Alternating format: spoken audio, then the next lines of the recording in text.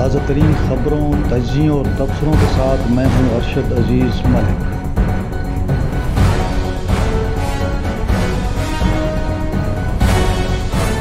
खैबर पख्तूनख्वा में अरबों रुपए की गैस चोरी, रोज़ाना 86,84,000 का नुकसान, माहाना 26 करोड़ 46 लाख रुपए का कौमी ख़जाने को टीका।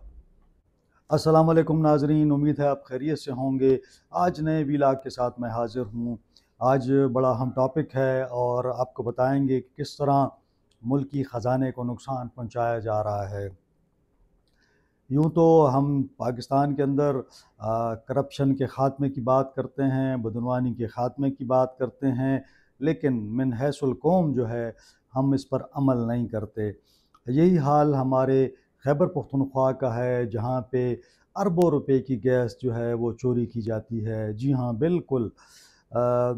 खैबर पख्तूनख्वा के जनूबी अज़ला जिनमें कर्रक, हंगू शामिल हैं और शक्करदरा एक कोहाट की तहसील है, वहाँ पे अरबों रुपए की चोरी हो रही है गैस की, और ये पिछले कई साल से ये चोरी जारी है।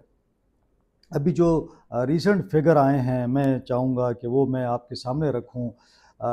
एक जानिब हम कहते हैं कि मुल्क के अंदर गैस नहीं है, दूसरी जानिब हम कहते हैं कि जी हमें ख़सारे का सामना है, और एक जानिब ये हालत है कि करक में और हंगू में और दीगर इलाक़ों में गैस चोरी हो रही है। उस गैस चोरी की जो अदाद-ओ-शुमार हैं वो होश-रुबा इनके हैं, और यकीनन ये इंकशाफ़ात जो हैं पहले हुए थे लेकिन काफ़ी टाइम के बाद दोबारा अब नज़र आ रहे हैं। मैं डिटेल आपके सामने रखता हूँ। फ़ैसला आपने करना है कि इस मुल्क को हमने किस तरह चलाना है। अगर बड़े से बड़ा आदमी और गरीब से गरीब आदमी जो है वो भी अगर ये चोरी करेगा तो मुल्क का क्या हाल होगा। इस हवाले से मैं आपको तफ़सीलात बताता हूँ। बताया ये जाता है कि ये इलाके हैं जो मैंने बताया आपको, करक, हंगू और शक्करदरा, ये इलाक़ों में 2019 में तकरीबन 8 अरब 80 करोड़ रुपए की यहाँ पे गैस चोरी होती थी, यानी 8 अरब 80 करोड़ रुपए की। इसी तरह फिर 2020-21 के दौरान इसका जो चोरी का हुजम था वो 6 अरब रुपए हो गया, मतलब कम हुआ। मैं आपको आखिर में बताता हूँ कि कम क्यों हुआ। इसी तरह 2021 और 22 का जो माली साल है उसके अंदर मज़ीद कमी आई, 4 अरब 20 करोड़ का नुकसान हुआ। इसी तरह 2022-23 में ये नुकसानात कम होके बल्कि ये नुकसानात तकरीबन 4 अरब 50 करोड़ तक रहे, क्योंकि इसमें कीमतें भी बढ़ गईं। उसके बाद ये बताया जाता है कि जो पिछला माली साल था यानी 2023 और 24 के दौरान अब ये जो नुकसानात हैं ये 3 अरब 17 करोड़ रुपए के हैं। कहने का मकसद ये है कि इन इलाक़ों में अब इशू क्या है, मैं पहले आपको इसका इशू बताता हूँ, उसके बाद हम इस पर बात करते हैं। इशू ये है कि करक से आपको पता है कि वहाँ पे काफ़ी सारी गैस निकलती है और वहाँ से ज़ख़ीरा है गैस का बहुत बड़ा। तो जब वहाँ से गुरगुरी से गैस वग़ैरह निकली तो ये जो इलाके हैं करक के, इनको गैस नहीं मिली। इस पर लोगों ने एहतजाज किया। तो जब करक से गैस निकली और उन इलाकों को गैस नहीं दी गई तो इस इलाके में जो नेटवर्क था वो नहीं था, और ना नेटवर्क था और ना ही डिस्ट्रीब्यूशन थी आगे। तो जितने भी वहाँ पे गांव थे उन्होंने वहाँ से इल्लीगल मेन जो लाइन थी उससे काट के वहाँ पे अपने निजी जो हैं पाइप बिछाए और पूरे के पूरे गांव ने वहाँ से गैस ले ली। फिर वो मज़ीद तकसीम होती गई। तो ये इशू पिछले 4-5 साल बड़ा हॉट इशू रहा कि जी यहाँ से गैस निकलती है और हमें गैस नहीं दी जा रही, तो लिहाजा अब वहाँ पे चूँकि लॉ एंड ऑर्डर का भी इशू बन गया कि अब किस तरह इन लोगों को रोका जाए, और ये जो मेन लाइनें हैं इन सुराख करके इन्होंने अपने पाइप निकाल लिए। उसकी वजह से क्या हुआ कि जो इस्तेमाल था उससे ज़्यादा नुकसानात शुरू हो गए। अब फिर हुकूमत ने इसके लिए एक प्लान बनाया कि इन लोगों से हम कहते हैं कि आप लोग यहाँ अपने मीटर लगवाएं और हम इनके लिए डिस्ट्रीब्यूशन और जो नेटवर्किंग है वो करते हैं। तो इस हवाले से मेरी बात हुई सुई नादरन गैस पाइप लिमिटेड के रीजनल मैनेजर हैं काशिफ नबीद। अब ये सदरन रीजन जो है पेशावर से अलग हो गया है, पहले पेशावर से ही कंट्रोल होता था, अब ये अलग से हो गया है। उन्होंने मुझे ये बताया कि जी करक, हंगू और शक्करदरा जो कोहाट का इलाका है, इसके अंदर कोई 1500 किलोमीटर हमने गैस पाइपलाइन बिछा दी है। अब इस पर जो है पहले मरहले में तकरीबन 1 अरब 90 करोड़ रुपया खर्च आए, फिर कोई 5 अरब 60 करोड़ रुपए दूसरे मरहले में खर्च आया, जो जून 2025 तक ये मुकम्मल हो जाएगा। अब तकरीबन ये 7 अरब और कोई 50 करोड़ रुपया यानी 7.5 अरब रुपया लगा के वहाँ पे अब नेटवर्किंग जो है वो मुकम्मल की गई है, ताकि जो इल्लीगल लोगों ने कनेक्शन लिए हैं वो ख़त्म किए जाएं और लीगली उनको दिए जाएं। अब जब तक लीगल वहाँ पे पाइपलाइंस नहीं होंगी तो वहाँ पे कनेक्शन, ज़ाहिर है आप मीटर तो नस्ब नहीं कर सकते। इस वजह से ये जो नुकसानात थे पिछले कई सालों से, ये कौमी ख़जाने को हो रहे थे।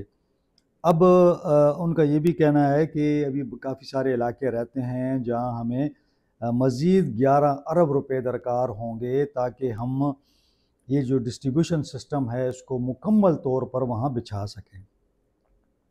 उनका ये कहना है कि इससे पहले अगर आपको याद हो तो 2000 में बात कर रहा हूँ, 18 की, 17 की और 19 की, तो उस वक्त वहाँ पे मीटर्स नहीं थे।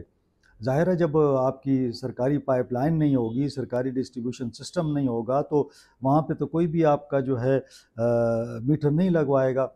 तो हुआ यूँ कि फिर इसी दौरान में लोगों को तरगीब दी गई कि भाई अब सरकारी लाइन आ गई है, लिहाजा आप लोग जो हैं अब मीटर लगवाएं। तो मीटर तकरीबन 5000 थे 2018-19 में, बढ़ते हुए फिर 8000 हुए। अब SNGPL दावा कर रहा है कि भाई अभी तकरीबन 23,000 के करीब लोगों ने वहाँ पे मीटर लगवा लिए हैं और वो बिल दे रहे हैं। लेकिन कहने का मकसद ये है कि देखें, ये तो हुकूमत की भी एक तरफ मैं कहूँगा कि उनकी भी तरफ से भी एक यकीनन उनकी अदम तवज्जुही है या उनकी तरफ से खामी है कि उन्होंने क्यों यहाँ पे डिस्ट्रीब्यूशन सिस्टम नहीं डेवलप किया और लोगों को वहाँ से गैर कानूनी तौर पर अपनी लाइनें बिछानी पड़ी और अपनी लाइनें बिछा कर उन्होंने वहाँ से गैस ली, और जितनी गैस वो इस्तेमाल करते हैं उससे ज़्यादा ज़ाया भी होती होगी। ज़ाहिर है कनेक्टिविटी जो है वो एक इशू होता है। लेकिन मैं ये देख रहा था कि जो तकरीबन 8 अरब और 80 करोड़ रुपए का नुकसान था 2019 में, वो कम से कम अब कम होकर 3 अरब 17 करोड़ रुपए तक आ गया है। लेकिन मैं समझता हूँ कि देखें अब भी रोज़ाना जो है 86,84,000 रुपये की गैस चोरी हो रही है। बहुत बड़ा अमाउंट है, रोज़ाना 86 लाख और 84,000। इसी तरह फिर अगर हम इसको कैलकुलेट करते हैं महीने के हिसाब से तो 26 करोड़ 46 लाख रुपए से ज़ायद की जो है ना ये बिजली जो है महीने में चोरी हो रही है। तो मजमूई तौर पर ये नुकसान है कौमी ख़जाने को, और गैस भी चोरी हो रही है। दूसरा, हम ये कहते हैं कि हमें बिल भी नहीं आ रहे, तो अगर वहाँ पे लोग गैस चोरी भी कर रहे हैं तो वो तो ज़ाया हो रही है, गैस जो इस्तेमाल हो रही है यहाँ ज़ाया हो रही है, लोग बिल भी अदा नहीं कर रहे, तो ये डबल वो हो गया।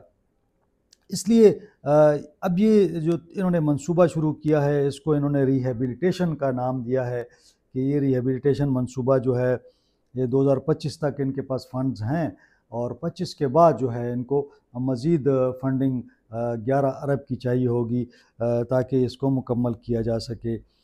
लेकिन यहाँ पे मैं एक बात करूँगा कि हम बात करते हैं कि जी हम मुसलमान हैं और हम हज भी आप देखें तो पाकिस्तानी जो हैं सबसे बड़ी तादाद में आपको हुजाज मिलेंगे जो हज के लिए जाते हैं। उम्रों में जो है उम्रा जो है हम करते हैं और मेरा ख़्याल है उम्रा करने वालों में पाकिस्तानियों की तादाद शायद दुनिया के सबसे ज़्यादा सब मुल्कों में सबसे ज़्यादा है। तो जब हम नमाज भी पढ़ते हैं, यकीनन सब जो हैं वो नमाज़ें भी पढ़ते हैं, ज़कात भी देते हैं, हज भी करते हैं, रोज़े भी रखते हैं, लेकिन मामला ये है कि जब बात आती है कौमी ख़जाने की, तो वहाँ पे हम जो है ये याद नहीं रखते कि हमें इस कौमी ख़जाने की एक एक पाई का हिसाब देना है। और जब हम चोरी करते हैं, बदनवानी करते हैं, तो भी हमें ये नहीं समझ आती कि हम ये बहुत बड़ा गुनाह भी कर रहे हैं, एक जुर्म भी कर रहे हैं। बहरहाल जहाँ स्टेट और हुकूमत की तरफ से इस जानिब गफलत है, मैं तो गफलत ही कहूँगा कि वो फैसिलिटीज़ नहीं देती, तो फिर लोग जो हैं वो चोरी करते हैं। लेकिन यकीनन मेरे ख़्याल में कि अब जो ये रिहेबिलिटेशन का मामला चल रहा है और इसको 5 साल तकरीबन हो रहे हैं, तो मेरा ये ख़्याल है कि अब ये मामला किसी हद तक 3 अरब तक तो पहुंच गया है कि अब ये 3 अरब 17 करोड़ है। उम्मीद ये की जा रही है कि अगले साल में और 1 आध 2 सालों में ये 3 अरब से भी ख़त्म हो जाएगी। जो ही लाइन लॉसेस और ये ख़त्म होते हैं, मेरा ख़्याल में कि ये एक बहुत बड़ा ब्रेक थ्रू होगा इस हवाले से। बहरहाल मुझे उम्मीद है कि करक के लोग जो हैं, हंगू के और शकरदरा के लोग, वो भी कोशिश करेंगे कि कानूनी तौर पर जो कनेक्शंस हैं और जो ही लाइनें आती हैं तो वो कनेक्शन लेंगे और अपना जो मीटर है वो लगवाएंगे और मीटर के हिसाब से लोग बिल देंगे। तो आज के लिए यही अहम ख़बर थी, मैं चाह रहा था कि आपसे शेयर करूं। मुझे इजाज़त दें, बहुत शुक्रिया।